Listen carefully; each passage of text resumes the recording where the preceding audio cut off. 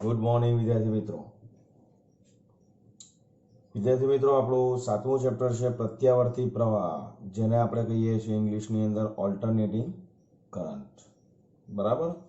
તો થોડીક બેઝિક ચર્ચા આપણે કરી લઈએ એસી વિશેની, કે એસી કરંટ છે તો એનો મેઇન રોલ શું છે, એનું ફંક્શન શું છે. આમ તો બે પ્રકારના વિદ્યુત પ્રવાહ અને બે પ્રકારના વોલ્ટેજ જે આપણે ભણ્યા છે. હવે એકચ્યુઅલી ઓલ્ટરનેટિંગ કરંટ જે છે ને વિદ્યાર્થી મિત્રો, એને આપણે એસી જ બોલીશું થ્રુઆઉટ ધ ચેપ્ટર. એસી બોલીએ એટલે તમારે પ્રત્યાવર્તી જ પ્રવાહ સમજવાનો. વિદ્યાર્થી મિત્રો, આમ તો એસી જે પ્રવાહ છે ને એને પ્રત્યાવર્તી પ્રવાહ પણ કહેવાય. પ્રત્યાવર્તી પ્રવાહ કે વોલ્ટેજ, બરાબર. અને પ્રત્યાવર્તીની જગ્યાએ કોઈક જગ્યાએ તમને આવો શબ્દ પણ મળે, ઉલટ સુલટ પ્રવાહ અથવા તો ઉલટ સુલટ વોલ્ટેજ.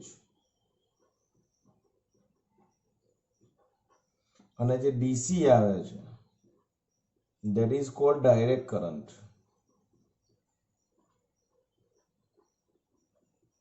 બરાબર. અને ગુજરાતીમાં વિદ્યાર્થી મિત્રો આપણે કહીએ છીએ એક દિશ પ્રવાહ.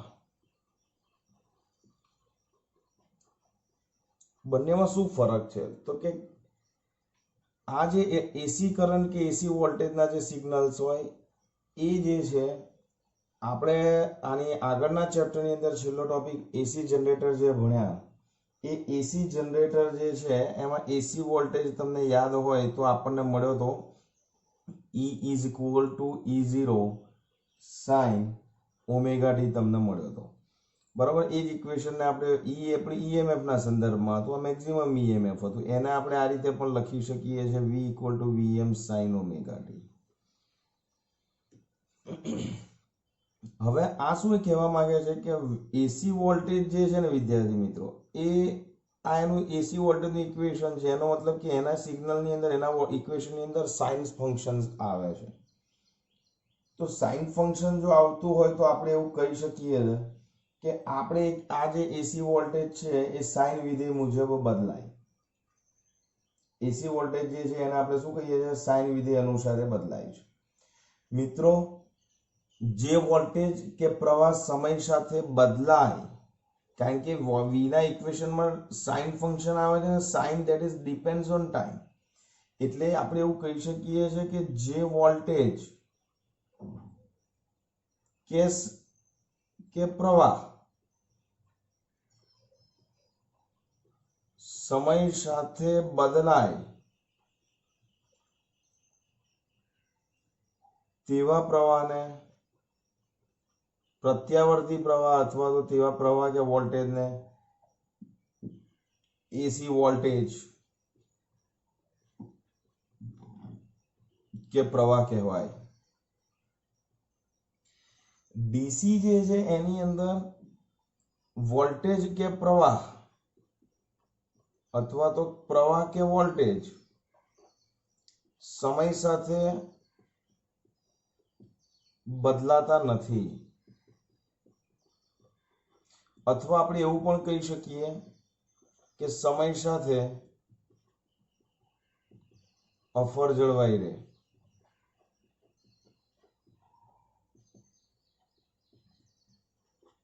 તો તેવા પ્રવાહને કે વોલ્ટેજને ડીસી પ્રવાહ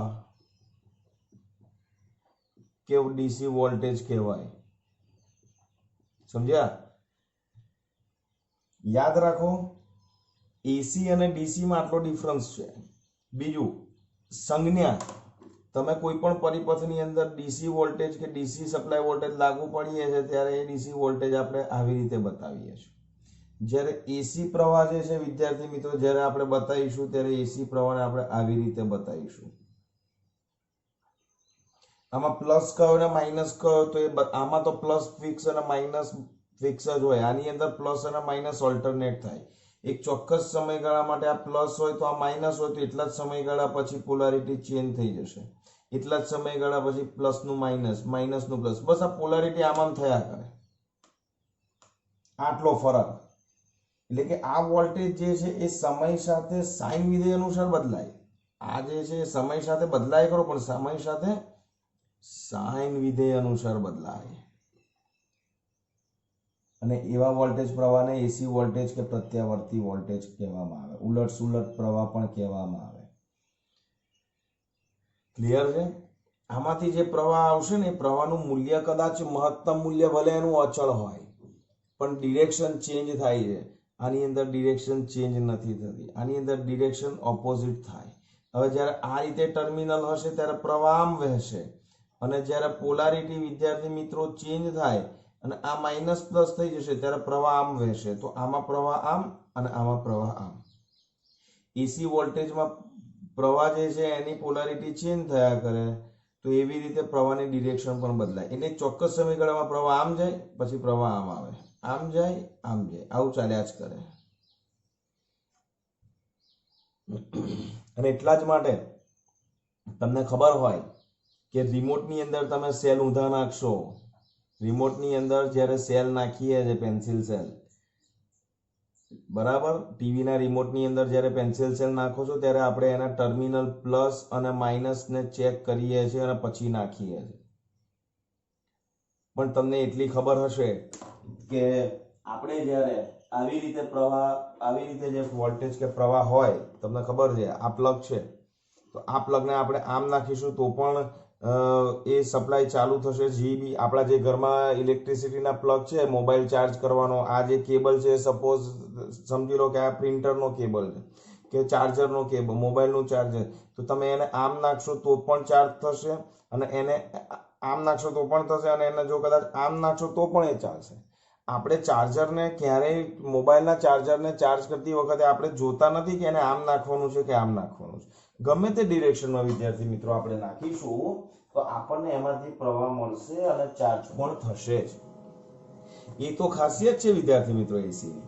તમને એવું થાય કે સર આ એસી કેમ સૌથી વધારે યુઝ થાય છે, ડીસી ઓછો થાય છે? તો એક સિમ્પલ રીઝન છે. મોટા ભાગના ઇક્વિપમેન્ટ્સ, મેજોરિટી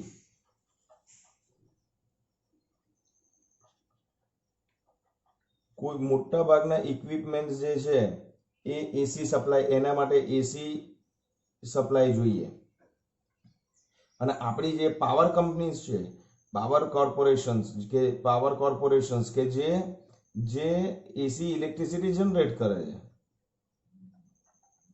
એ એસી જ મોટા ભાગે જનરેટ કરે છે. એટલે બધા જ ઉપકરણ જે છે મોટા ભાગના આપણે કયા વાપરીએ છીએ? એસી વાપરીએ છીએ.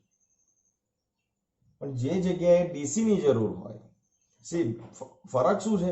ડીસી જે છે ને એમાં ફ્રીક્વન્સી ચેન્જ નહીં થતી. આમાં આને ફ્રીક્વન્સી જ નથી, ડીસી ને ફ્રીક્વન્સી જ નથી, જ્યારે એસી ને ફ્રીક્વન્સી છે ઓમેગા. What is omega? તો ઇક્વેશન આપણે લાયા છે, V = Vm sin 2 π nu T. તો એસી ને આવૃત્તિ હોય, અને ભારત માટે એસી ની આવૃત્તિ આપણી કેટલી છે? 50 હર્ટ્ઝ. જ્યારે ડીસી જે છે એને આવૃત્તિ હોતી નથી. તમને 1 માર્ક્સમાં પૂછાય કે ભારતમાં એસી ની આવૃત્તિ કેટલી? તો કે 50 હર્ટ્ઝ. ભારતમાં ડીસી ની આવૃત્તિ કેટલી? તો કે DC doesn't have a frequency, A oscillate થતો જ નથી. તો ડીસી ની ફ્રીક્વન્સી કેટલી આવશે? ન્યુ = ડીસી માટે કેટલી થઈ ગઈ? 0 થઈ ગઈ. આ યાદ રાખવાનું છે તમારે. ક્લિયર? બીજી વસ્તુ, ડીસી જે છે એ સ્ટોર થઈ શકે, અને એટલા માટે તો આપણે પેન્સિલ સેલ યુઝ કરીએ છીએ. બાઇક ને મોટર વ્હીકલની અંદર જેટલા પણ વ્હીકલ્સ છે એની અંદર બેટરી યુઝ કરીએ છીએ, ડીસી બેટરી, અને એ ચાર્જ થાય છે એટલે સ્ટોર થાય છે. એમાં ઇલેક્ટ્રિસિટી જે ઉર્જા છે એ સ્ટોર થઈ શકે. એસી કેનોટ બી સ્ટોર્ડ. આ યાદ રાખો. એસી નું ઉત્પાદન થાય ને એમ એને વાપરી જ લેવી પડે. જ્યારે ડીસી જે છે એ તો ઉત્પન્ન થાય તો એને સ્ટોર કરી શકાય, પણ એસી નું ઉત્પાદન થાય એવું એને યુટિલાઇઝ કરી જ દેવી પડે, એને વાપરી જ લેવું પડે, અધરવાઇઝ એ સ્ટોર થઈ શકતી નથી. એટલે તમે સમજો કે તમારા ઘરે લાઇટ આવી રહી છે, ઇલેક્ટ્રિસિટી તમારા ઘરમાં આવી રહી છે, તો તમારા વિદ્યાર્થી મિત્રો એવું સમજવાનું કે ઓલરેડી એનું પ્રોડક્શન થઈ રહ્યું છે ને એ તમારા ઘરમાં સીધું જ આવે છે. ગરમ ગરમ ઇલેક્ટ્રિસિટી તમને પીરસાય છે. અને જેવો તમે તમારા ઘરના સપ્લાય બધા બંધ કરી દેશો તો એ કોઈક બીજો યુઝ કરશે, યુટિલાઇઝ થાય છે. એ આખી ગ્રીડ સિસ્ટમ છે કે જ્યાં ડિમાન્ડ હોય ત્યાં ઓટોમેટિક એ પહોંચી જશે. બરાબર ને? એ પ્રમાણે જ આ લોકોનું પ્રોડક્શન થાય. આની અંદર કેવું છે, ડિમાન્ડ હોય ને એ જ પ્રમાણે પ્રોડક્શન થાય. હવે ડિમાન્ડ ના હોય તો પ્રોડક્શન ના થાય. તમને ખબર હશે કે સરદાર સરોવર નિગમ લિમિટેડ જે આપણું SSNL નો પ્લાન્ટ છે ગુજરાતની અંદર, નર્મદા નદી ઉપર જે સરદાર સરોવર ડેમ બનાવ્યો છે, ત્યાં જે પાવર સ્ટેશન છે એ 12 મહિના અને 365 દિવસ વર્કિંગ નથી. કેમ? ભાઈ જરૂર હશે ત્યારે જ યુઝ થાય છે, જરૂર પડે ત્યારે જ એમાંથી પાણી ટર્બાઇન ઉપર છોડીને ઇલેક્ટ્રિસિટી જનરેટ કરાય છે. અને પાણી પણ સ્ટોર કરી રાખીએ છીએ, રોજ ઓવરફ્લો નહીં થતો. એક્સેસ વોટર એ પાણીને યુટિલાઇઝ, એ એનર્જીને યુટિલાઇઝ કરે છે. તો આમાં એસી જે જનરેશન થાય ને એ સ્ટોર નથી થતું. અને સ્ટોર ના થાય તો એને જે થાય, જે ઉત્પન્ન થાય એને તમારે વાપરી જ લેવું પડે. બરાબર? બીજી વસ્તુ, એસી વોલ્ટેજ છે ને બહુ સરળતાથી ટ્રાન્સફોર્મર નામની ડિવાઇસથી એક વોલ્ટેજમાંથી બીજા વોલ્ટેજમાં સરળતાથી એનું રૂપાંતરણ થઈ શકે છે. જ્યારે ડીસીનું રૂપાંતરણ જે છે એ રૂપાંતરણ થઈ શકે છે પણ આના જેટલું કન્વિનિયન્ટ નથી. બીજું, આનું પ્રોડક્શન કોસ્ટ જે છે એ ઓછું છે, જ્યારે આનું પ્રોડક્શન કોસ્ટ કેવું છે, વધારે છે. ક્લિયર? આ બેઝિક ડિફરન્સ છે એસી ને ડીસીમાં. એટલે આપણા ઘરની અંદર યાદ રાખજો, મોટા ભાગના ઇક્વિપમેન્ટ્સ એસી જ છે. તમે જુઓ, લાઇટ, ટ્યુબલાઇટ, પંખા, ટીવી અને આપણું ફ્રીજ, રેફ્રિજરેટર, આ બધી ડિવાઇસીસ એસી ફંક્શન પર ચાલી રહી છે. જ્યારે તમને એવું થાય છે મોબાઈલ ચાર્જ કરવા જાય તો મોબાઈલની અંદર તો ફિક્સ બેટરી છે, તો એ બેટરી તો ડીસી છે, તો આપણે એને સપ્લાય કેમ એસી લઈએ ચાર્જ કરવા માટે? તો જ્યારે તમે મોબાઈલનું ચાર્જર એડપ્ટર 3 પિન પ્લગની અંદર એન્ટર કરો છો ને વિદ્યાર્થી મિત્રો, ત્યારે જે ચાર્જર છે, સમજાવું છું, ચાર્જર જે છે એનું મેઇન ફંક્શન શું છે? તો કે વિદ્યાર્થી મિત્રો, ચાર્જર જે છે આ રહ્યું, જો બતાવું છું, આ રહ્યું ચાર્જર, આ રહ્યું ચાર્જર. વિદ્યાર્થી મિત્રો, આ જે છે એ આપણા પ્લગમાં જાય છે. ધેટ મીન્સ કે એસી ઇલેક્ટ્રિસિટી અહીંયાથી અહીંયા બહાર નીકળે છે. હવે અહીંયા જે આ જે ચાર્જર છે ને એ શું કામ કરે છે ખબર છે? આ ચાર્જર એસી સપ્લાય લે છે અહીંયાથી, પણ અહીંયાથી આઉટપુટ જે છે આ યુએસબી આપણે નાખીએ છીએ ચાર્જિંગ કરવા માટે પ્લગ, તો અહીંયા જે છે ને એ ડીસી આવે છે, અહીંયા ડીસી આવે છે. બરાબર? તો આ એક ચાર્જર શું કામ કરે છે? અહીંથી એસી સપ્લાય વોલ્ટેજ લે છે અને એને ડીસીમાં કન્વર્ટ કરે છે. આની અંદર જે ખેલ છે બધો આ કરે છે. કારણ કે મોબાઈલની બેટરી ડીસી છે, તો ડીસીને ચાર્જ કરવા માટે તો ડીસી સપ્લાય વોલ્ટેજ જ જોઈએ, પણ આપણી ત્યાં તો એસી આવે છે. તો શું આપણે મોબાઈલના ચાર્જ કરવા માટે આપણા ઘરમાં એસી ને ડીસીના બે અલગ કનેક્શન લેવાના? એવું ના હોય વિદ્યાર્થી મિત્રો.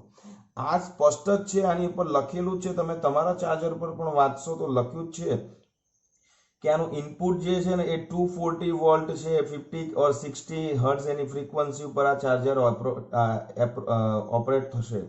અને એનું આઉટપુટ છે એ 2 વોલ્ટ 5.2 વોલ્ટ ડીસી છે. બરાબર? 5.2 વોલ્ટ ડીસી છે. તો આ એસી લે છે, આ ડિવાઇસ અને એસી ને ડીસી માં કન્વર્ટ કરે છે, અને એ ડીસી સપ્લાય વોલ્ટેજ અહીંથી બહાર આવે છે, એને આપણે આની અંદર લઈએ છીએ અને આ મોબાઈલ આની સાથે કનેક્ટ કરીએ છીએ, એટલે ડીસી આપણી બેટરી શું થાય છે? ચાર્જ થાય છે. ઓકે? તો આ જે ખેલ છે આપણે ભણવાનો, જોવાનો છે એસી અને ડીસી નો વિદ્યાર્થી મિત્રો. રાઈટ? તો એસી સપ્લાય વોલ્ટેજ, જો આ પરિપથ સંજ્ઞા છે, આવી રીતે જોડ્યું હોય તો આ એસી હોય, આવી રીતે જોડ્યું હોય તો તે ડીસી હોય. ડીસી વોલ્ટેજ કે પ્રવાહ સમય સાથે બદલાતા નથી, કોન્સ્ટન્ટ હોય, અચળ જળવાઈ રહે, અફર જળવાઈ રહે.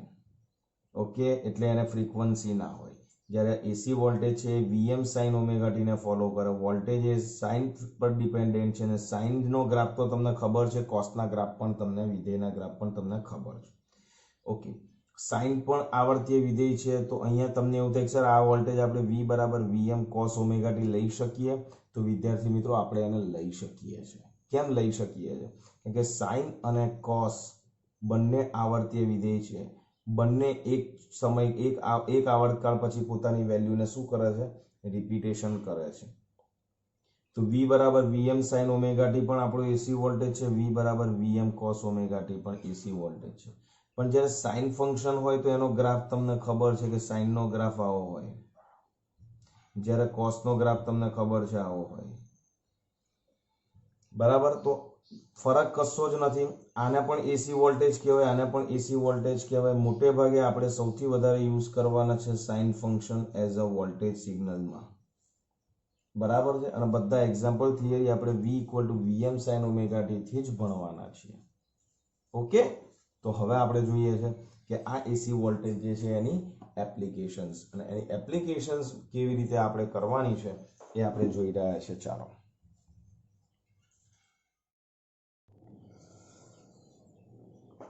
વિદ્યાર્થી મિત્રો, હવે આપણા ચેપ્ટરમાં ક્વેશ્ચન પ્રમાણે ક્વેશ્ચન પણ પૂછી શકાય, અને એ રીતે હવે આપણે આ ચેપ્ટરમાં બધા ટોપિક્સ જોવાના છે. તો સૌથી પહેલા તમે જુઓ કે અવરોધને એસી વોલ્ટેજ કે એસી પ્રવાહ, એસી વોલ્ટેજ અવરોધને લાગુ પાડીએ ત્યારે વીઆઈ વર્સિસ ઓમેગા ટી નો આલેખ અને એમાંથી પસાર થતા પ્રવાહનું સૂત્ર આપણે તારવવા જઈ રહ્યા છે. આ ક્વેશ્ચન પૂછી શકે છે તમને. હવે આપણે સૌથી પહેલા તો આપણે આકૃતિ દોરીએ તો તમને ખબર છે કે આ આપણો રેઝિસ્ટન્સ છે.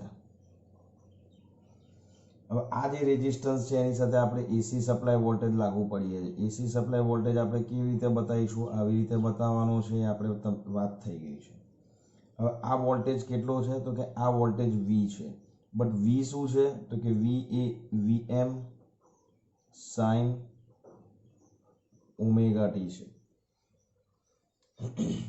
મેં તમને હમણાં જ છેલ્લે કહ્યું કે આપણે હવે કોઈ પણ એક્ઝામ્પલ્સ કે કોઈ પણ વસ્તુ કરવા જઈશું કામ, ત્યારે આપણે શું કરવાના છીએ, લાગુ પડેલ વોલ્ટેજ એ આપણે સાઇન ફંક્શનને રિગાર્ડિંગ લેવાના છે, બરાબર.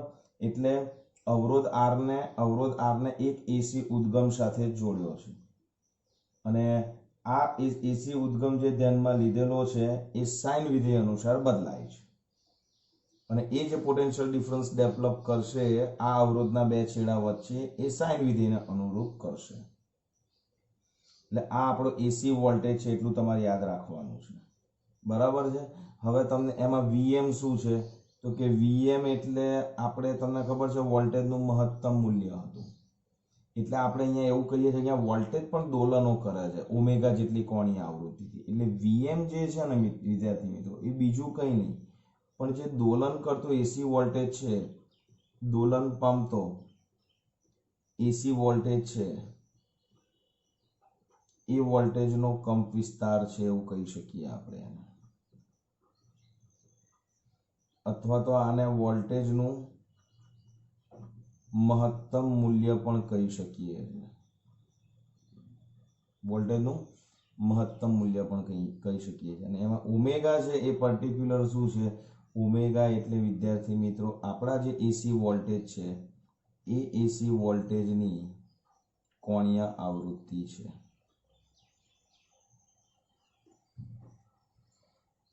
ક્લિયર. હવે તમે જુઓ કે આ અવરોધ R જે છે એમાં એસી વોલ્ટેજ તમે લાગુ પાડ્યો છે, તો કિર્ચોફનો નિયમ લાગુ પાડશો તો અહીંયાથી પ્રવાહ જશે અને પ્રવાહ આવશે, બરાબર. અહીંથી જશે ને આ રીતે આવશે. તો આપણે કિર્ચોફનો નિયમ અહીંયા લાગુ પાડીશું તો આપણને વી કેટલો મળશે, કિર્ચોફનો બીજો નિયમ લાગુ પાડતા. હવે તમે જોઈ શકશો કે વી જે છે ઇઝ ઇક્વલ ટુ, આમાંથી નિર્માણ પામતો પ્રવાહ જે છે વિદ્યાર્થી મિત્રો, એ જો આપણે સ્મોલ આઈ લઈએ તો વી ઇઝ ઇક્વલ ટુ અહીંયા આવશે, that is I small I into capital R. હવે વી કેટલો છે આપણને ખબર છે તો કે that is VM sine omega T is equal to IR. તો આના પરથી આપણને વિદ્યાર્થી મિત્રો આઈઆર શું મળશે, આઈ ઇઝ ઇક્વલ ટુ આપણને શું મળશે, આઈ ઇઝ ઇક્વલ ટુ, તો આઈને સૂત્ર કરતા બનાવીશું તો કે VM sine omega T divided by R.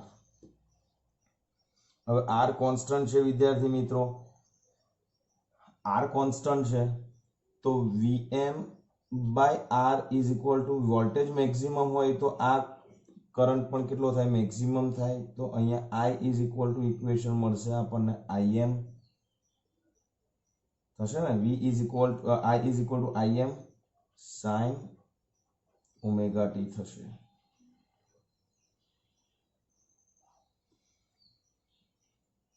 અને વિદ્યુત પ્રવાહ આ જે છે એ બીજું કશું નથી, આ જે છે જેમ વીએમ એ વોલ્ટેજનો કંપ વિસ્તાર છે એમ આઈએમ એ પ્રવાહનો કંપ વિસ્તાર છે.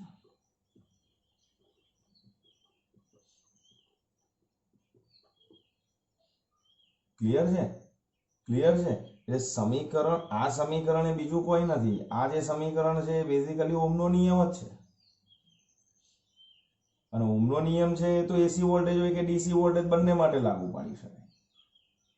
ઓકે, તો હવે તમે ધ્યાનથી જુઓ કે આપણા વોલ્ટેજ જે છે એ વોલ્ટેજના સિગ્નલની કળા કેટલી છે, વોલ્ટેજ અને પ્રવાહ જે છે એની વોલ્ટેજની કળા કેટલી છે, તો કે વોલ્ટેજની કળા જે છે દેટ ઇઝ ઓમેગા ટી છે, અને પ્રવાહની પણ કળા કેટલી છે, ઓમેગા ટી. એટલે આના પરથી આપણે એવું લખી શકીએ છીએ વિદ્યાર્થી મિત્રો કે માત્ર આર ધરાવતા પરિપથમાં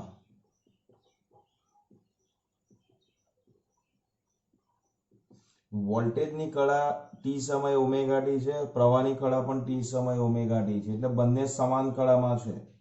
તો માત્ર આર ધરાવતા પરિપથમાં આપણે એવું લખી શકીએ છીએ કે માત્ર આર ધરાવતા પરિપથમાં વોલ્ટેજ અને પ્રવાહ બંને સમાન કળામાં હોય છે.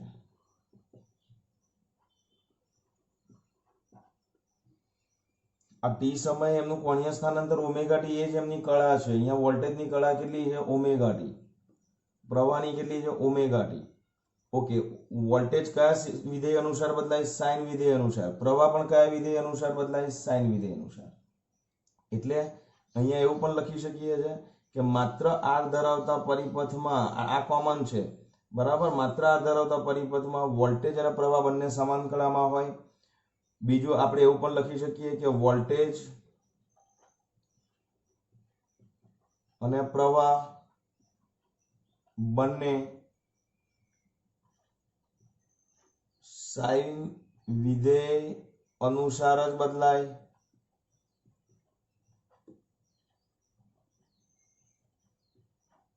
સાઇન વિધેય અનુસાર જ બદલાય છે. અને દર એક ચક્ર દીઠ, દર એક સાયકલ દીઠ એ એમની વેલ્યુ છે એ શું કરશે, રિપીટેશન કરશે. ઓકે, હવે તમે જુઓ કે આપણે સિમ્પલ ગ્રાફ ડ્રો, હું સિમ્પલ ગ્રાફ ડ્રો કરું છું વોલ્ટેજ અને પ્રવાહનો સાઇન વિધેય અનુસાર બદલાય. તો સાઇન વિધેયનો ગ્રાફ તમને ખબર છે વિદ્યાર્થી મિત્રો કે આ 0 હોય, આ પાઈ હોય, અને આ 2 પાઈ હોય, અને આ આગળનું આખું એનું સાયકલ હોય. તો સાઇન વિધેયનો ગ્રાફ, સપોઝ આ વી અને આઈ કોમન હોય અને આ જે છે એ તમારો ગ્રાફ ઓમેગા ટી હોય, તો સાઇન વિધેય સાઇન 0 ટી બરાબર 0 મૂકો તો સાઇન 0 0, તો આઈ 0 અને વી પણ 0, એટલે ટી બરાબર 0 એ વોલ્ટેજ આ રીતે સ્ટાર્ટ થશે.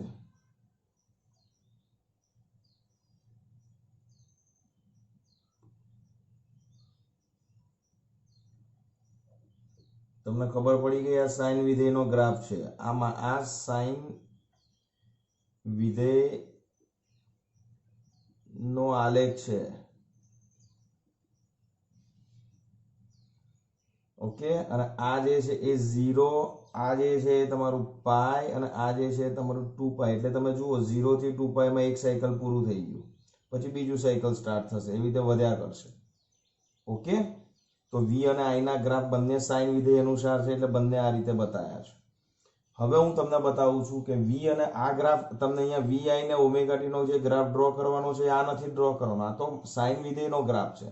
આપણે અવરોધને એસી વોલ્ટેજ સાથે લાગુ પાડીશું ત્યારનો ગ્રાફ આપણે ડ્રો કરવાનો છે. તો એ ગ્રાફ ડ્રો કરતા પહેલા હું જરાક અહીંયા પાર્ટીશન વ્યવસ્થિત કરી દઉં અને પછી આપણે આગળ જોઈએ છે. જુઓ ગ્રાફ વિદ્યાર્થી મિત્રો, આ ગ્રાફ તો આપણે જોવા જઈ રહ્યા છે. જોજો ત્રણ, આ એક ગ્રાફ, આ બીજો ને ત્રીજો, કોઈ પણ એક. એમાં હું તમને કહી દઉં છું તમારે આ જરા પહેલો ગ્રાફ જ એક્ઝામમાં ડ્રો કરવાના, બધા ડ્રો કરવાના જરૂર નથી, પણ JEE ને નીટ બંનેમાં તમને કામ લાગવાના છે. અહીંયા જોઈ લો, વોલ્ટેજ અને પ્રવાહ બંને સાઇન વિધેય અનુસાર બદલાય છે, એટલે આપણો ગ્રાફ 0 માંથી સ્ટાર્ટ થશે અને આ રીતે આવશે. ક્લિયર? હવે ખાલી તમને બતાવું છું કે આ જે છે એ વોલ્ટેજ આપણો સપોઝ પાઈ છે, રાઈટ? આ આપણે કેટલા લીધા હતા, પાઈ. પછી આ જે છે આપણે કેટલું લેતા હતા, ધેટ ઇઝ 2 પાઈ. આ રીતનો આપણે ગ્રાફ લઈએ છીએ.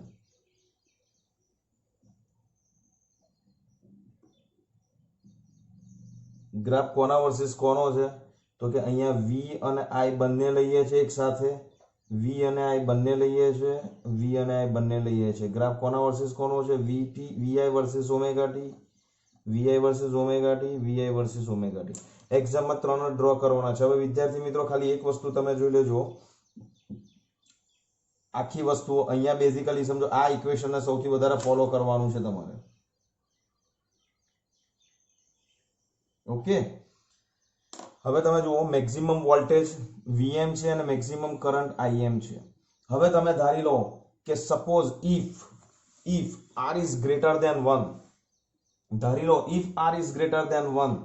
આ પહેલો ગ્રાફ છે ને વિદ્યાર્થી મિત્રો, એ આર ગ્રેટર ધેન 1 માટે છે, એટલું યાદ રાખો. R greater than 1, if R is greater than 1, તો ચેક કરો if R is greater than 1 તો વીએમ દાખલા તરીકે તમારું 10 હોય અને આર ઇઝ ગ્રેટર ધેન 1 એટલે 2 હોય, તો વીએમ 10 હોય તો આઈએમ કેટલો થઈ જશે? 5 થઈ જશે.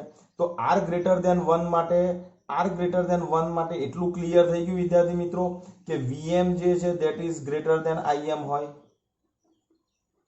ક્લિયર છે? આર ઇઝ ગ્રેટર ધેન 1 માટે VM is greater than IM હોય. તો હું વી વોલ્ટેજ એક ગ્રીન પેન થી બતાવું છું અને આઈએમ જે છે એ હું તમને પેલા એનાથી બતાવું છું, લાલ સ્કેચ પેન થી. બરાબર? આ રહ્યો આ ગ્રાફ કોનો આવ્યો? આ ગ્રાફ કોનો આવ્યો? વોલ્ટેજ નો આવ્યો, જેને હું સોલિડ લાઈન થી બતાવીશ, સોલિડ લાઈન થી.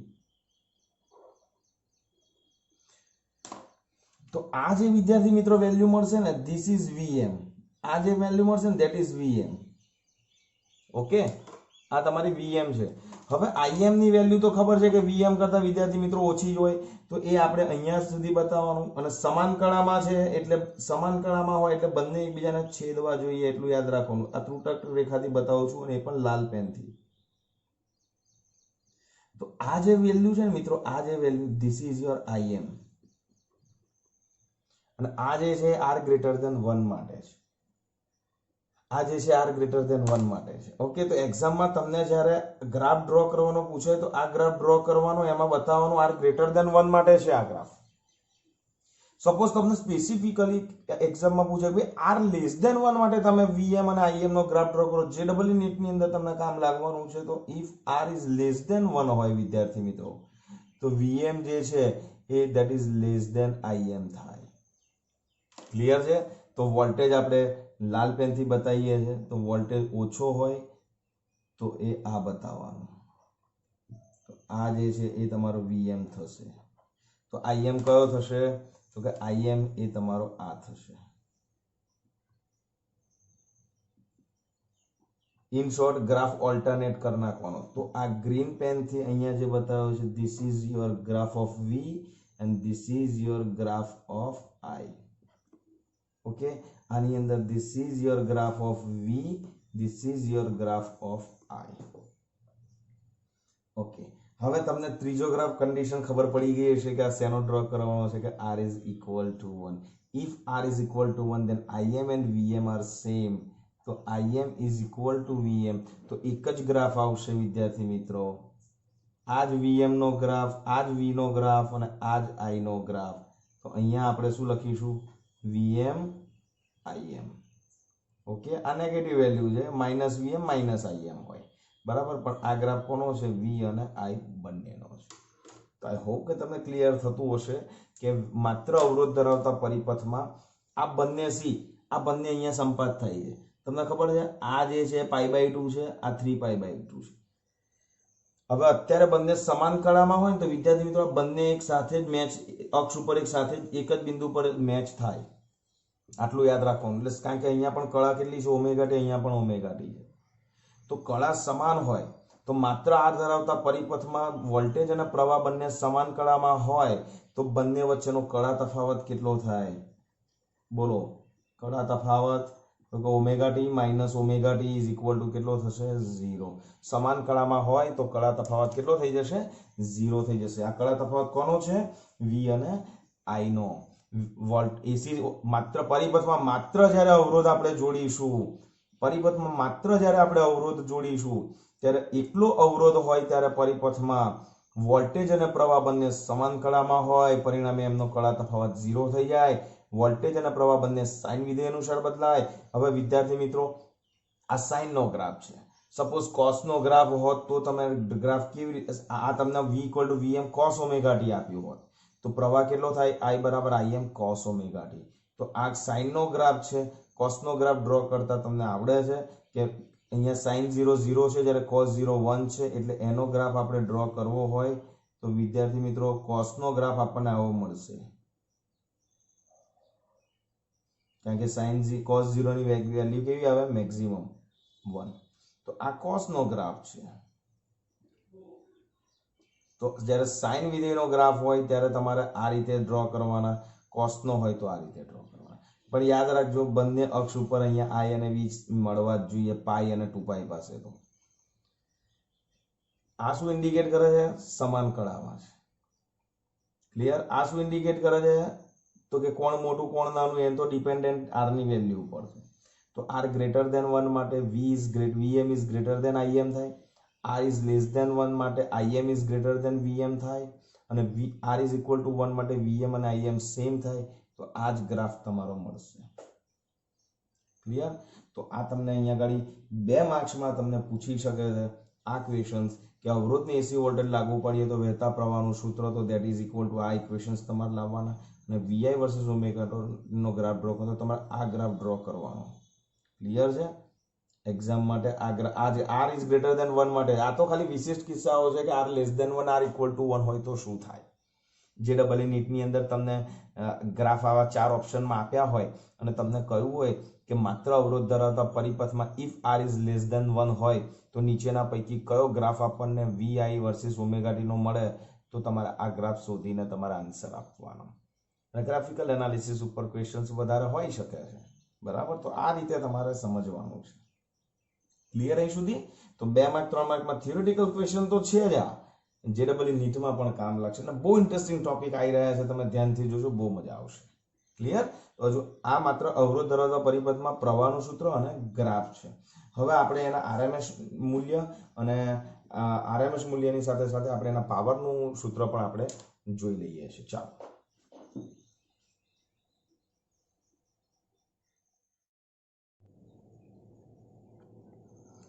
વિદ્યાર્થી મિત્રો, ક્વેશ્ચન તમે વાંચી શકતા હશો કે એક AC voltage v is equal two vm sin omega t જે છે એનું આરએમએસ મૂલ્ય, વોલ્ટેજનું આરએમએસ મૂલ્ય જેને આપણે કહીએ છીએ vrms, અને ઇઝ ઇક્વલ ટુ vm/√2 આપણે તારવવાનું છે. હવે તમને ખબર છે કે વોલ્ટેજ એ સાઇન વિધેય પર આધારિત છે અને સાઇન વિધેય દર એક આવર્તકાળના મૂલ્ય, એક આવર્તકાળ કોને કહીએ છીએ? એક એવો સમયગાળો કે જેમાં એ એક પરિભ્રમણ પૂર્ણ કરે છે, એક આવર્ત પૂર્ણ કરે છે. અને દર એક આવર્તે એની વેલ્યુ રિપીટ થાય છે, આપણને ખબર છે. બરાબર? તો એક આવર્તકાળ પર આપણે એનું સરેરાશ મૂલ્ય આપણે શોધવું પડશે. તો સૌથી પહેલા તો આરએમએસ મૂલ્ય શું છે? વિદ્યાર્થી મિત્રો, આરએમએસ મૂલ્ય માટે આપણે એવું કહી શકીએ છીએ, એની વ્યાખ્યા આપણે એવું આપી શકીએ છીએ કે કોઈ પણ રાશિનું આરએમએસ મૂલ્ય એટલે RMS means R for root, M for mean એટલે સરેરાશ, અને S for square. એટલે RMS મૂલ્ય એટલે બીજું કંઈ નહીં, તે જે રાશિ છે એ રાશિના પહેલા વર્ગ કરવાનો, રાશિના વર્ગના સરેરાશનું વર્ગમૂળ. બરાબર? આ આપણી આરએમએસ ની વ્યાખ્યા છે. એટલે કોઈ પણ રાશિનું આરએમએસ મૂલ્ય એટલે તે રાશિના વર્ગના સરેરાશનું વર્ગમૂળ. હવે તમને ખબર છે આપણે કોનું આપણે આરએમએસ વેલ્યુ શોધવાની છે? તો આપણે વોલ્ટેજનું આરએમએસ મૂલ્ય શોધવાનું છે. હવે વોલ્ટેજનું આરએમએસ મૂલ્ય શોધવું હોય વિદ્યાર્થી મિત્રો, તો એ આપણે વોલ્ટેજ એક આવર્તકાળ પર સરેરાશ મૂલ્ય શોધવું પડશે. બરાબર છે? કેમ એક આવર્તકાળ પર સરેરાશ મૂલ્ય શોધવાનું છે? કારણ કે દર એક આવર્તકાળ એની વેલ્યુ રિપીટ થાય છે. ઓકે, હવે અહીંયા આરએમએસ ની જરૂરિયાત કેમ ઊભી થઈ? તો ખાલી એ પણ તમને સમજાવું કે આરએમએસ વેલ્યુ ના હોત ને તો સાઇન વિધેયનું એક આવર્તકાળ પર સરેરાશ મૂલ્ય 0 થઈ જાય. કેમ? તો તો કે હું તમને સમજાવું કે સાઇન વિધેયનો ગ્રાફ આપણને કેવો છે ખબર છે? એ તમને ખબર છે. સી આ રહ્યો, આ આપણો ગ્રાફ છે વોલ્ટેજનો. હવે તમને ખબર છે કે આ વેલ્યુ છે એ પ્લસ વીએમ હોય અને આ જે વેલ્યુ છે માઇનસ વીએમ હોય.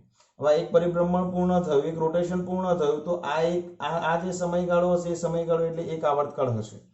હવે એક આવર્તકાળમાં એ T/2 આવર્તકાળની અંદર એ શું થાય છે, એની વેલ્યુ વીએમ બને છે, બીજા T/2 માં માઇનસ વીએમ મળે છે. તો સરેરાશ શોધવા જશો તો આપણને કેટલા મળશે? VM plus minus VM divided by 2 અને વિચ ઇઝ ઇક્વલ ટુ 0 થઈ જાય. એટલે એસી સપ્લાય વોલ્ટેજનું એક આવર્તકાળ પરનું સરેરાશ મૂલ્ય કેટલું હોય છે? 0 થઈ જાય છે. તો આ એસી વોલ્ટેજને કોઈ વોલ્ટમીટરથી માપવા જશો વિદ્યાર્થી મિત્રો તો એ 0 જ બતાવશે. તો આપણને અહીંયા એસી વોલ્ટેજ સપ્લાય વોલ્ટેજ તમારા ઘરમાં અત્યારે એસી સપ્લાય વોલ્ટેજ કેટલો આવી રહ્યો છે ઇલેક્ટ્રિસિટી પ્લાન્ટમાંથી, પાવર સ્ટેશનમાંથી?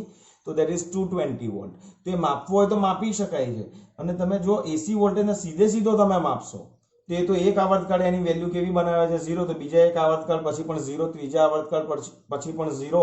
તો તમને વોલ્ટેજ હંમેશા 0 જ બતાવશે. એટલા માટે આપણે એને આરએમએસ રૂટ મીન સ્ક્વેરમાં કન્વર્ટ કરવાની જરૂરિયાત ઊભી થઈ. કેમ? તો કે સૌથી પહેલા સ્ક્વેર કરવાનો. તો વીએમ નો સ્ક્વેર કેટલો થશે? VM square. પછી શું કરવાનું છે? તમારે સ્ક્વેર કરવાનો છે અને માઇનસ વીએમ નો કેટલો થશે? VM square. અને એનું સરેરાશ એટલે એના ભાગ્યા 2 અને એના ભાગ્યા 2 કરીશું તો આ જે થઈ ગયું તમારું 2vm સ્ક્વેર બાય 2 અને 2vm સ્ક્વેર બાય 2 તો 2 કેન્સલ થઈ જશે અને એનું પાછું વર્ગમૂળ લેશો તો વર્ગમૂળ લેશો એટલે vm સ્ક્વેર. તો આ તમને VRMS મળશે. કંઈક મળશે ટૂંકમાં. ઇન શોર્ટ તમને કંઈક મળશે. આ સમજૂતી છે, ખાલી સમજૂતી છે, આ લખવાની જરૂર નથી. આ તમને ખાલી બતાવું છું કે કેમ આપણે આરએમએસ ની જરૂર પડી. કારણ કે એક આવર્તકાળ પર એનું સરેરાશ મૂલ્ય 0 બતાવી દેશે આપણને, તો એ માપી જ નહીં શકાય. અને એટલા માટે જેટલા પણ એસી વોલ્ટેજ માપવા માટેના મીટરો છે એ વોલ્ટેજ નથી માપતા, વોલ્ટેજની આરએમએસ વેલ્યુ માપે છે. કારણ કે આરએમએસ એટલા માટે એટલે તમારું જે 220 વોલ્ટ જીબી માં જે તમને 220 વોલ્ટ સપ્લાય વોલ્ટેજ આવે છે, જીબી નો સપ્લાય વોલ્ટેજ, એ વોલ્ટેજ બીજું કઈ નહીં, વોલ્ટેજનું આરએમએસ વેલ્યુ છે. ક્લિયર? કારણ કે સીધું સાદું તમે વોલ્ટમીટર યુઝ કરશો એસી માપવા માટે તો એ તો 0 જ બતાવશે. કારણ કે એ તો સરેરાશ માપે એક આવર્તકાળ પર, એક આવર્તકાળ પર સરેરાશ વેલ્યુ 0 થઈ જાય તો તમને એ તો વોલ્ટેજ આવે છે છતાં પણ એ તમને 0 બતાવે છે. અને એટલા માટે આપણે આરએમએસ વેલ્યુ લેવાની જરૂરિયાત ઊભી થઈ. તો આપણે શું કર્યું? આ વીએમ જે છે એ 0 થતું હતું, એની જગ્યાએ આપણે આનો વર્ક કર્યો અને પછી એનું શું કર્યું? મીન લીધું એટલે એનો સરવાળો ભાગ્યા 2 અને પછી શું લીધું? એનું વર્ગમૂળ, તો √vm સ્ક્વેર. તો આપણને VRMS મળે. ક્લિયર થાય છે ને? તો હવે આ તમારા દાખલા માટે બહુ જ અગત્યની વસ્તુ તમને મેં કહી દીધી છે કે કોઈ પણ એક્ઝામ્પલની અંદર તમને એવું કે એસી વોલ્ટેજ 220 વોલ્ટ છે તો એ તમારા આરએમએસ વેલ્યુ જ છે એવું સમજીને ચાલવાનું. It is not a maximum value. એ વીએમ નથી, એ આરએમએસ છે, આટલું યાદ રાખજો. અને આરએમએસ પરથી VRMS પરથી વીએમ કેવી રીતે શોધી શકાય એ આપણે હવે ઇક્વેશન તારવવા જઈ રહ્યા છે. તો બહુ સરળતાથી કોન્સન્ટ્રેશનથી સમજજો. આપણે વોલ્ટેજ કેટલો છે? VM sine omega T. હવે આપણે એક આવર્તકાળ પર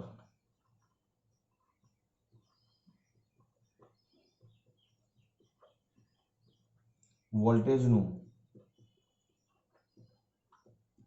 સરેરાશ મૂલ્ય શોધવા માટે નું જે ઇક્વેશન છે એ ઇક્વેશન આ રહ્યું 1/t. એક આવર્તકાળ પર છે એટલે 0 to t. અને જે ફંક્શન જે હોય તે અહીંયા ફંક્શન તરીકે આપણે કોણ લઈએ છીએ? વોલ્ટેજ. અહીંયા આપણે જ્યારે I = Im sin omega T current હોય તો અહીંયા લેવાનો કરંટ. ક્લિયર? અને t પર આધારિત છે તો fx of dt. ક્લિયર? હવે આપણું ફંક્શન કોણ છે? અહીંયા આગળ વોલ્ટેજ. અહીંયા કોઈ પણ ફંક્શન, કોઈ પણ ભૌતિક રાશિનું હોય તો એ તમારે આ લેવાનું છે. આ બેઝિક ઇક્વેશન, આ જનરલ ફોર્મ્યુલા છે. કોઈ પણ આ એક આવર્તકાળ પર વોલ્ટેજનું નહીં, કોઈ પણ ભૌતિક રાશિનું સરેરાશ મૂલ્ય શોધવા માટે તમારે આ ઇક્વેશન વાપરવાનું. ચાલો હવે આપણે જોઈએ છે આપણું વોલ્ટેજનું ઇક્વેશન શું છે? V = VM sine omega T. સૌથી પહેલા શું કરવાનું છે આપણે? રૂટ મીન્સ સ્ક્વેરનો મતલબ આરએમએસ ની અંદર સૌથી પહેલા આરએમએસ, એમાં સૌથી પહેલા તમારે શું કરવાનું છે તો બતાવું છું, જોઈ લો.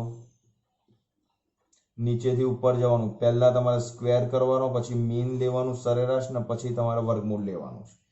ઓકે, તો આ આપણું વોલ્ટેજ છે. તો વોલ્ટેજ માટે સૌથી પહેલા શું કરીશું? આપણે સ્ક્વેર કરીશું. તો વી સ્ક્વેર આપણને કેટલું મળશે? VM square sign square omega T. Okay, અહીંયા સુધી ક્લિયર? હવે શું લેવાનું છે? સ્ક્વેર થઈ ગયો પછી કોણ આવે? સરેરાશ. તો સરેરાશ માટે ઇક્વેશન આ રહ્યું સરેરાશ. સરેરાશ કેવી રીતે લઈશું? 1/t 0 to t, અને ફંક્શન જે છે તે that is vm square sign square omega T. હજુ આપણે રૂટ સ્ક્વેર કરી નાખ્યું, પછી આપણે એનું સરેરાશ લીધું. આ સરેરાશની ફોર્મ્યુલા આવી ગઈ, અને ઇન્ટુ dt. અહીંયા f ઓફ t આવશે. f ઓફ t, કારણ કે જે ફંક્શન t પર આધારિત છે તો dt, અહીંયા x પર આધારિત હોય તો dx. બરાબર છે? આટલું યાદ રાખવાનું છે. ચલો, આ પતી ગયું. ઓકે, અહીંયાથી વીએમ સ્ક્વેર વિદ્યાર્થી મિત્રો કોન્સ્ટન્ટ છે એટલે એને આપણે બહાર લઈએ. સ્ટેપ જોતા રહેજો. VM square by capital T as it is, integration of 0 to t sine square omega T dt. હવે સાઇન સ્ક્વેર ઓમેગા ટી ની એક ફોર્મ્યુલા છે, 1 - cos 2 ઓમેગા ટી બાય 2. તો સાઇન સ્ક્વેર ઓમેગા ટી નું equation લખું છું, ધ્યાનથી જોજો. વીએમ સ્ક્વેર બાય ટી તો હું કશું છંછેડતો નથી, એઝ ઇટ ઇઝ રાખું છું. 0 to t sine square omega T નું ઇક્વેશન છે 1 - cos 2 omega T divided by 2. આ સાઇન સ્ક્વેર ઓમેગા ટી ની ફોર્મ્યુલા છે, તમારે યાદ રાખવાની છે. ઓકે, ચાલો સ્ટેપ છૂટા પાડું છું, જોજો. આટલું ડિટેલમાં ડેરિવેશન્સ કોઈ બુકની અંદર તમને આપ્યું નથી, એટલે ડેરિવેશન ખાસ સમજો કે કેવી રીતે લાયા છે. વીએમ સ્ક્વેર બાય ટી વિદ્યાર્થી મિત્રો એઝ ઇટ ઇઝ. આને આવી રીતે લખી શકીએ છીએ છૂટું પાડીને. 0 to t 1/2 dt છૂટું પાડું છું, plus 0 to t sorry minus, કેમ આ minus cos 2 omega T by 2 dt. બોલો, અહીંયા સુધી કોઈને કઈ ડાઉટ? આઈ હોપ કે અહીંયા સુધી કોઈને કઈ ડાઉટ નહીં હોય. ક્લિયર? હવે યાદ રાખો, 1/2 dt નું શું થશે? 1/2 કોન્સ્ટન્ટ છે એટલે બહાર કાઢીશું. સ્ટેપ જુઓ ખાલી. સરેરાશ, હજુ તો વી સ્ક્વેર, હજુ વર્ગમૂળ તો લીધું બાકી છે. હજુ તો સરેરાશ વર્ગ કરીને સરેરાશ જ લઈએ છે. Is equal to VM square by T as it is કૌંસમાં. આનું શું થશે? 1/2 એઝ ઇટ ઇઝ, અને dt નું થશે t, અને એમાં લિમિટ મૂકીશું.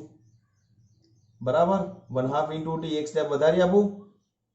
ચાલો વધારી આપું. તો અહીંયા આવશે that is 0 to t, અને આ cos વિધેય છે. cos વિધેયનું એક આવર્તકાળ પર સરેરાશ મૂલ્ય 0 થઈ જાય એટલે -0 મૂકી દેવાનું તમારે. ચલો, તો વીએમ સ્ક્વેર બાય ટી કૌંસમાં 1/2 ઇન્ટુ ટી -0 એટલે અહીંયા આવશે that is t. T cancel થશે વિદ્યાર્થી મિત્રો. તો વીએમ સ્ક્વેર બાય આવશે 2. કોના બરાબર? સરેરાશ. હજુ તો સ્ક્વેર કરીને મીન જ કર્યું છે. હવે શું કરવાનું? રૂટ કરવાનું, તો આપણને વીઆરએમએસ મળે. તો અંડર રૂટ સરેરાશ વી સ્ક્વેર કરીશું તો આપણને વીઆરએમએસ મળશે, અને is equal to under root VM square by 2. તો વિદ્યાર્થી મિત્રો, વીઆરએમએસ જે છે ઇઝ ઇક્વલ ટુ ઇક્વેશન મળશે વીએમ ડિવાઇડેડ બાય રૂટ 2.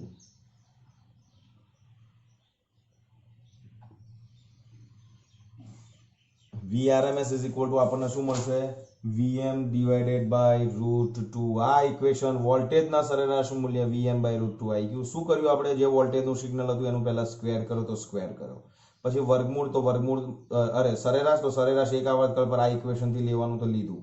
જવાબ આવી ગયો એક સરેરાશ સુધી. પછી આપણે શું કરવાનું? RMS શોધવા માટે એનું રૂટ લેવાનું. તો આપણે આને શેમાં લઈ ગયા? વર્ગમૂળમાં લઈ ગયા.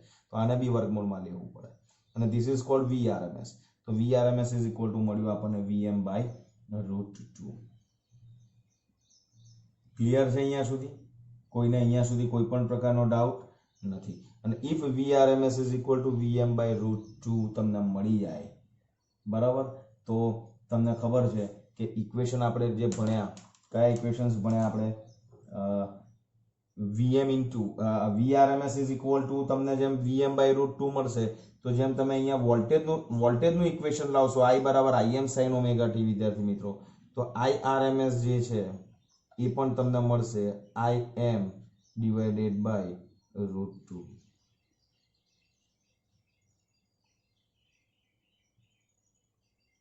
ક્લિયર? બોલો અહીંયા સુધી કઈ?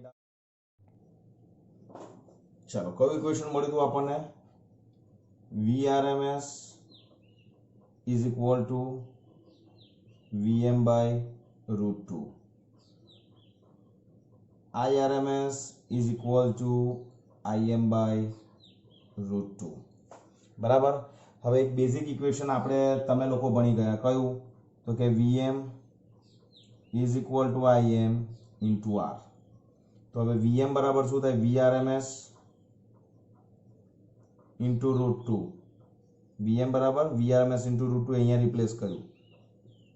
Im ની જગ્યાએ આપણે મૂકીએ છીએ IRMS into √2 અને into R. √2 કેન્સલ થઈ જશે, તો RMS ના સંદર્ભમાં ઇક્વેશન મળ્યું તમને IRMS અને into R. આને ખાસ યાદ રાખવાનું છે દાખલા ગણતી વખતે. ક્લિયર? ક્લિયર છે અહીંયા સુધી? ફાઇન.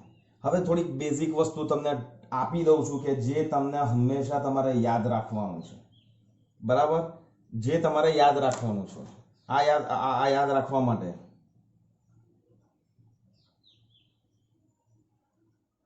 શું છે એ પણ તમને બતાવી દઉં છું. જુઓ, હંમેશા યાદ રાખો 1/t 0 to t sin omega t અને dt. તો સાઇન વિધેય છે ને, સાઇન વિધેય એનું એક આવર્તકાળ પર સરેરાશ મૂલ્ય હંમેશા યાદ રાખો એ 0 જ હોય. તમને અર્ધ આવર્તકાળ પર કહ્યું હોય તો અહીંયા 1/t/2 આવશે, અહીંયા t/2 આવશે, બીજો કોઈ ફરક નહીં પડે. આ એક આવર્તકાળ પર છે, આપણે અર્ધ આવર્તકાળ પર પણ શોધવાના છે, ચિંતા ના કરો. તો 1/t ઇક્વલ ટુ એક આવર્તકાળ પર સરેરાશ મૂલ્ય સાઇન વિધેયનું 0, બરાબર છે. બીજું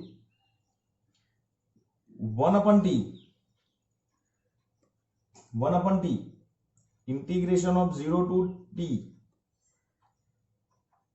sin સ્ક્વેર ઓમેગા t હોય.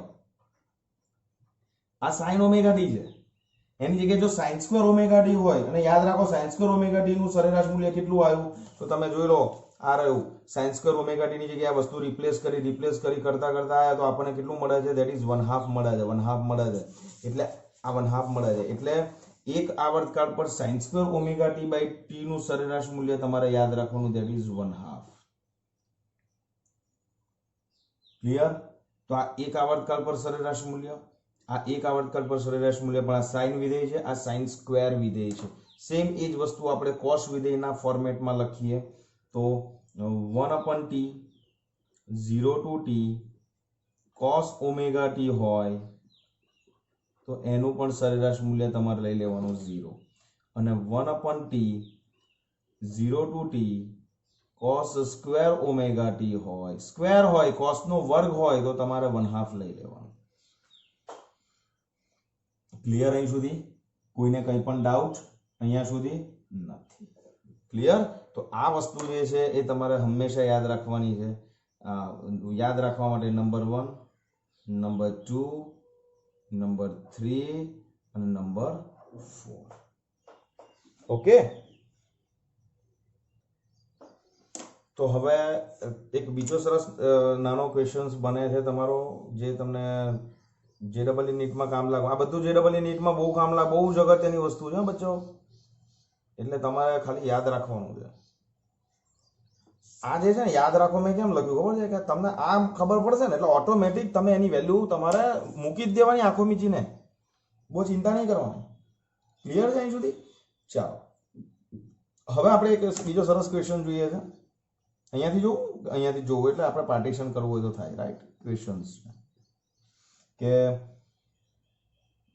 માત્ર અવરોધ ધરાવતા પરિપથમાં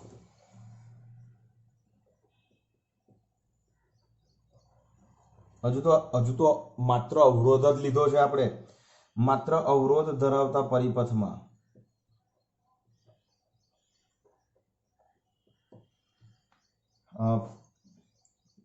પાવરનું સૂત્ર તારો. આમાં તમને સરેરાશ પાવર પણ શબ્દ સપોઝ વાપરે તો તમારે બહુ ચિંતા કરવાની જરૂર નથી. તમારે આ જ વસ્તુ જે છે એ વસ્તુ તમારે આ તો પાર્ટીશન એટલા માટે કરું છું બચાવો સ્પેસ આપણી બચે. તો સરેરાશ પાવરનું સૂત્ર છે તો પણ તમારે આ જ આપવાનું છે. હવે એક વસ્તુ યાદ રાખો કે પાવરનું ઇક્વેશન શું છે, તો કે power is equal to voltage into current.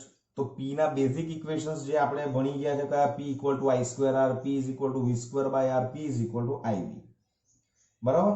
હવે એક પૂર્ણ ચક્ર દરમિયાન તત્કાલીન પ્રવાહના મૂલ્યનો સરવાળો જો શૂન્ય થાય, સરેરાશ પ્રવાહ પણ શૂન્ય થાય, એનો મતલબ એ નહીં સમજવાનો કે જો આ પ્રવાહનું મૂલ્ય 0 થાય તો પાવર સરેરાશ વ્યય થતો સરેરાશ પાવર પણ શૂન્ય થાય.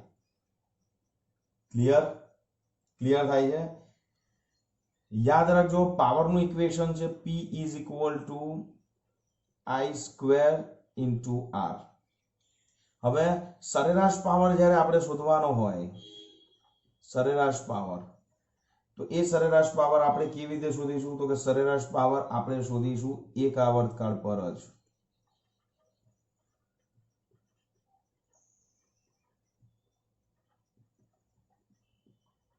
એક આવર્તકાળ પર વાસ્તવિક પાવરનું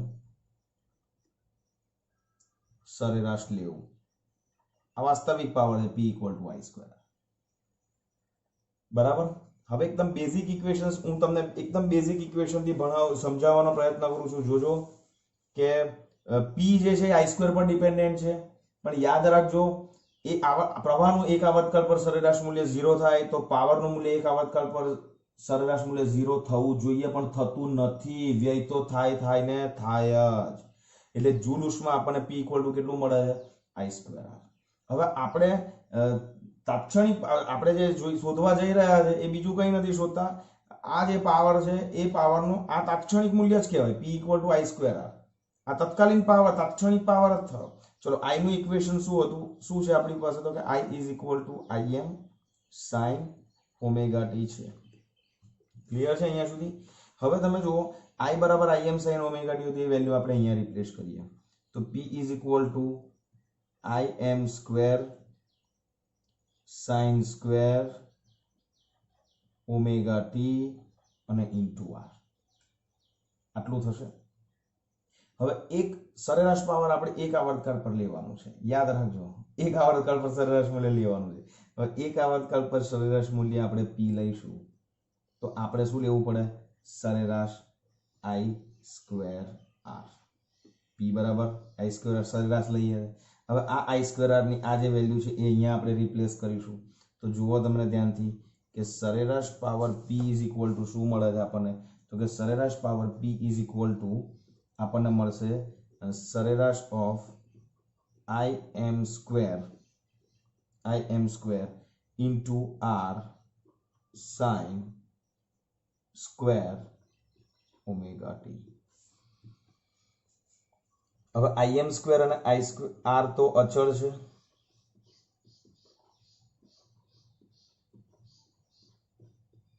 જોજો ધ્યાનથી એક આવર્તકાળ પર સરેરાશ લેવાનું છે તો P is equal to Im square into R આપણે બહાર લઈ લીધું અને વધશે sin સ્ક્વેર ઓમેગા t. હવે એક આવર્તકાળ પર આટલું જ લખી દેવાનું. એક આવર્તકાળ પર sin સ્ક્વેર ઓમેગા t નું સરેરાશ મૂલ્ય કેટલું થાય, એક આવર્તકાળ પર સરેરાશ મૂલ્ય sin square omega t sin square omega t એક આવર્તકાળ પર કેટલું થાય 1/2. તો આના બરાબર 1/2 આખો નીચે મૂકી દેવાનો. તો P is equal to Im square R divided by 2. સરેરાશ power P is equal to Im square into R as it is અને sin સ્ક્વેર ઓમેગા t નું કેટલું થઈ ગયું, ક્લિયર. હવે તમને ખબર છે કે Im ઇઝ ઇક્વલ ટુ શું થશે, અહીંયા IRMS છે ને એ વિદ્યાર્થી મિત્રો આપણે અહીંયા આપણે સંજ્ઞા જો અહીંયા કેપિટલ આઈ રાખ્યું છે, પણ અહીંયા સ્મોલ આઈ એમ કરી દેવું પડશે, એટલે જુદું ના પડે એટલા માટે, બરાબર છે. હવે તમે જુઓ કે આઈએમ સ્ક્વેર, આઈએમ બરાબર શું છે જુઓ તમે, આઈએમ બરાબર IRMS√2 થશે કે નહીં થાય? IRMS પેન ચેન્જ કરું, IM ઇઝ ઇક્વલ ટુ શું થશે? IM is equal two IRMS into √2 થશે. એ વેલ્યુ આપણે અહીંયા રિપ્લેસ કરીએ તો સરેરાશ power P is equal two એનો વર્ક કરવાનો છે એટલે IRMS સ્ક્વેર √2 નું 2 capital R as it is અને 2 એઝ ઇટ ઇઝ, તો 2 2 કેન્સલ થઈ જશે વિદ્યાર્થી મિત્રો. તો સરેરાશ power P is equal two મળશે આપણને IRMS સ્ક્વેર ઇન્ટુ R, જે સૂત્ર આપણને તારવવાનું કહ્યું તે ક્લિયર. અને એક આવર્તકાળ પર sin સ્ક્વેર ઓમેગા t નું સરેરાશ મૂલ્ય બરાબર 1/2, તો સરેરાશ power P is equal to IM square R/2, 2 2 આ કેન્સલ કરી. તો આ ક્વેશ્ચન્સ પૂછાય તો એમાં ખાલી માત્ર ને માત્ર તમારે આટલું લખવાનું છે. ઓકે, બોલો અહીંયા સુધી કોઈને કંઈ ડાઉટ છે? નથી? ફાઇન. તો જે ફેઝરનો કોન્સેપ્ટ છે એ તો આપણે એક ફેઝર સાથે બધા જ અવરોધો, બધા જ ઘટકો માટે ફેઝર ડાયાગ્રામ આપણે અલગથી જોવાના છે. એટલે ટેક્સ્ટ બુકને તમે જોશો તો તમને એવું થશે કે સર આના પછી એક ફેઝર ડાયાગ્રામનો ટોપિક આપેલો છે, એ ફેઝર ડાયાગ્રામ આપણું રહી ગયું છે, પણ તમારે એવું સમજવાનું નથી, એ આપણે બધા એક સાથે જોવાના છે. જુઓ ટેક્સ્ટ બુકની અંદર ઘૂમતા સદિશ વડે એસી પ્રવાહના વોલ્ટેજની રજૂઆત માત્ર અવરોધ ધરાવતા પરિપથ માટે. આ આપણે બધા જ ઘટકો માટે સાથે જોવાના છે. એટલે હમણાં તમે માત્ર અવરોધ ધરાવતા પરિપથ માટે ફટાફટ આપણે રિવિઝન કરી લઈએ કે ફટાફટ આપણે શું ભણ્યા અને કેટલું આપણું કામ થયું, રાઈટ? તો જોઈ લઈએ ફટાફટ રિવિઝન, અત્યાર સુધીમાં શું કર્યું તે ચાલો તો જોઈ લઈએ.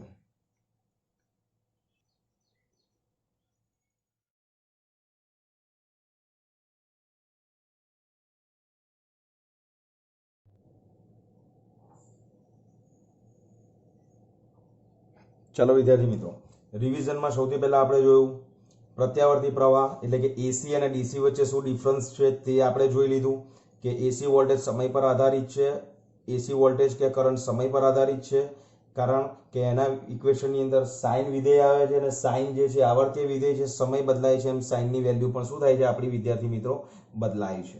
ક્લિયર છે અહીંયા સુધી? ઓકે, તો આ આપણી સમરીની અંદર આટલી વસ્તુ ફટાફટ જોઈ લો. એસી વોલ્ટેજ ડીસી વોલ્ટેજમાં શું ફરક? જે વોલ્ટેજ સમય સાથે આવર્તીય રીતે સાઇન વિધેય અનુસાર બદલાય તે એસી વોલ્ટેજ કે એસી પ્રવાહ, જે વોલ્ટેજ સમય સાથે બદલાતો નથી તે ડીસી પ્રવાહ. ગુજરાતીમાં આને કહીશું પ્રત્યાવર્તી અથવા ઉલટ-સુલટ, આને કહીશું આપણે એક દિશ અથવા એક દિશામાં જ ખાલી આપણને પ્રવાહ મળે, વોલ્ટેજ મળે એટલા માટે તે છે. આ છે એસી વોલ્ટેજની પરિપથ સંજ્ઞા, આ છે ડીસી વોલ્ટેજની પરિપથ સંજ્ઞા. એસીની આવૃત્તિ હોય 50 હર્ટ્ઝ, એસી સ્ટોર થઈ શકતો નથી, ડીસીની આવૃત્તિ હોતી નથી એટલે 0 અને સ્ટોર થઈ શકે છે, બરાબર. પછી આપણે વિદ્યાર્થી મિત્રો જોયું કે કોઈ અવરોધને એસી વોલ્ટેજ લાગુ પાડીએ તો શું થાય, ડીસી વોલ્ટેજ લાગુ પાડીએ તો એ તો તમે ભણી ગયા ચેપ્ટર 3 ની અંદર, પણ એસી વોલ્ટેજ લાગુ પાડીએ તો શું થાય, તો કે V બરાબર VM sin ઓમેગા t. આ વોલ્ટેજ આપણે આ અવરોધને લાગુ પાડ્યો તો V બરાબર IR equation VM sin omega t is equal two IR, I બરાબર આપણને આ ઇક્વેશન મળ્યું, VM બાય R બરાબર IM. આ ઓમનો નિયમ જ છે, બીજું કંઈ નથી. તો વોલ્ટેજનું ઇક્વેશન આપણે લીધો તો કેટલો VM sin omega t, current કેટલો મળ્યો IM sin ઓમેગા t. તો વોલ્ટેજની કળા કેટલી છે ઓમેગા t, એવી રીતે પ્રવાહની કળા કેટલી છે તમારી ઓમેગા t. ક્લિયર? અહીં સુધી ક્લિયર? ઓકે, બંનેની કળા કેવી છે? સમાન છે. તો R ધરાવતા પરિપથમાં વોલ્ટેજ અને પ્રવાહ બંને સમાન કળામાં હોય, વોલ્ટેજ અને પ્રવાહ વચ્ચે સાઇન વિધેય અનુસાર બદલાય અને બંને વચ્ચેનો કળા તફાવત કેટલો? 0. આ છે તમારું સાઇન વિધેયનો ગ્રાફ, આ છે તમારા કોસ વિધેયનો ગ્રાફ. અને વોલ્ટેજ સાઇન વિધેયને ફોલો કરે છે, કરંટ સાઇન વિધેયને ફોલો કરે છે. તો આ R ગ્રેટર ધેન 1 માટે, R લેસ ધેન 1 માટે અને R ઇક્વલ ટુ 1 માટેના આ 3 ગ્રાફ છે. તમને આ ક્વેશ્ચન પૂછાય છે ત્યારે તમારે શું કરવાનું છે, તો કે આટલું તો લખવાનું જ છે, આ બે ગ્રાફ ડ્રો કરવાની જરૂર નથી, સીધું જ ડ્રો કરવાનું છે તમારે આ ગ્રાફ. સો આ લખવાનું છે મુદ્દા અને આ ગ્રાફ ડ્રો કરવાનો છે, એટલે આ ક્વેશ્ચન્સનો આન્સર તમને લોકોને મળી જશે. પછી આવે છે વોલ્ટેજનું સરેરાશ મૂલ્ય. વોલ્ટેજનું સરેરાશ મૂલ્ય આપણે જોવા જઈએ છે એસી વોલ્ટેજનું તો અડધા આવર્તકાળ દરમિયાન એ પ્લસ વીએમ, બીજા અડધા આવર્તકાળ દરમિયાન એ માઇનસ વીએમ ધારણ કરે છે. સરેરાશ લઈશું તો VM plus minus VM by 2 zero થઈ જાય. તો કોઈ પણ વોલ્ટમીટર આપણે એસી વોલ્ટેજમાં આપવા લઈ જઈશું તો એ આપણને ઝીરો જ બતાવશે. વોલ્ટેજ આવવા છતાં, વોલ્ટેજ હોવા છતાં, પોટેન્શિયલ ડિફરન્સ હોવા છતાં પણ એ વોલ્ટમીટર આપણને ઝીરો બતાવે છે. તો એના માટે આરએમએસ વેલ્યુ માપી શકે એવા વોલ્ટમીટરો એસી વોલ્ટેજ માપવા માટે આપણે બનાવવા પડે. રાઈટ. લેબોરેટરીની અંદર જે તમે વોલ્ટમીટર, ટેબલ વોલ્ટમીટર યુઝ કરો છો એ માત્ર ડીસી વોલ્ટેજ મેઝર કરે છે, એનાથી એસી માપી શકાતો નથી. જો માપવા જશો તો એસી તમને ઝીરો જ મળશે. એના માટે આપણે એક આરએમએસ ટેકનિક યુઝ કરવી પડે છે. It's a part of mathematics. તો એ આરએમએસ વેલ્યુ શું છે? તો કે આરએમએસ એટલે યાદ રાખવાનું છે કે રૂટ મીન સ્ક્વેર, પણ એપ્લાય કરવાનું થાય ત્યારે સ્ક્વેર મીન રૂટ એપ્લાય કરવાનું. તો કોઈ પણ રાશિનું આરએમએસ મૂલ્ય એટલે તે રાશિના વર્ગના સરેરાશનું વર્ગમૂળ, ધેટ ઇઝ વર્ગના સરેરાશનું વર્ગમૂળ એટલે આરએમએસ મૂલ્ય. અને એક આવર્તકાળ પર કોઈ પણ ભૌતિક રાશિનું સરેરાશ મૂલ્ય શોધવા માટે આપણે આ ઇક્વેશન યુઝ કરવાના છે. જો આવર્તકાળ અર્ધ આવર્તકાળ માટે શોધવાનું હોય તો અહીંયા ટી ની જગ્યાએ આવશે t/2 અને અહીંયા લિમિટ અપર લિમિટ ટી ની જગ્યાએ આવશે t/2. પછી આપણે કરીએ છીએ વોલ્ટેજનું સરેરાશ મૂલ્ય શોધવા માટે એનો પહેલા તો વોલ્ટેજ લીધો, પછી એનો વર્ગ કરવાનો છે તો વર્ગ કર્યો. સરેરાશ એક આવર્તકાળ પર તો સરેરાશ શોધ્યું અને પછી વર્ગમૂળ લીધું તો વીઆરએમએસ મળ્યું Vm/√2. આઈઆરએમએસ મળ્યું આપણને Im/√2. ક્લિયર? આના ઉપરથી આપણે વીએમ અને આઈએમ નો રિલેશન મળ્યો, એના પરથી આપણે ઓમનો નિયમ લઈ આવ્યા વીઆરએમએસ અને આઈઆરએમએસ ના સંદર્ભમાં, that is VRMS equal to IRMS into R. આ વસ્તુ તમારે યાદ રાખવાની છે કાયમ માટે મેથેમેટિક્સની અંદર કે સાઇન કે કોસ હોય તો 0 અને સ્ક્વેર હોય તો 1/2. આ કિંમત ડાયરેક્ટ આપણે અહીંયા મૂકી દીધી છે. બરાબર. બીજો એક ક્વેશ્ચન તમારો અહીંયા બને છે કે માત્ર અવરોધ ધરાવતા પરિપથમાં પાવરનું સૂત્ર તારવવાનું. તો આ વસ્તુ તમારે તારવવાની છે. ઓકે. સો લખીને તૈયાર કરજો. તો બહુ સરસ ક્વેશ્ચન્સ આપણે અહીંયા આગળ આજે આપણે જોયા છે. એ 3 ક્વેશ્ચન આપણો થયા. વીઆઈ અને ઓમેગા ટી નો આલેખ અને વીનું અને આઈનું ઇક્વેશન, બીજું સરેરાશ મૂલ્ય શોધવાનું ઇક્વેશન અને ત્રીજું છે આ પાવરનો ઇક્વેશન, આ પાવરનું સૂત્ર. આ 3 તમારા ક્વેશ્ચન્સ 2 માર્ક્સની અંદર અહીંયા બનાવ્યા છે. તો આ વિડીયોની અંદર 3 ક્વેશ્ચન જે છે એ તમારે લખીને તૈયાર કરવાના છે ને એની તમને હજુ આગળની ઘણી બધી એપ્લિકેશન્સ આવશે. યાદ રાખજો, બોર ના થતા. તમને કહી દઉં છું કે આ ચેપ્ટરની અંદર 80% 90% મેથેમેટિક્સ જ છે, બીજું કંઈ નથી. એક ટોટલી લગભગ મેથેમેટિકલ ચેપ્ટર છે. એટલે આ તો બહુ એનકેશ કરવાનું, પ્રેક્ટિસ કરો, સ્ટેપ લખો, માર્ક લઈ આવો. બરાબર છે? તો લખીને જ તૈયાર કરવાનું છે, એમાં કોઈ કોમ્પ્રોમાઇઝ આપણે કરવાનું નથી. ઓકે. તો મળીએ. Take care. જય શ્રી કૃષ્ણ.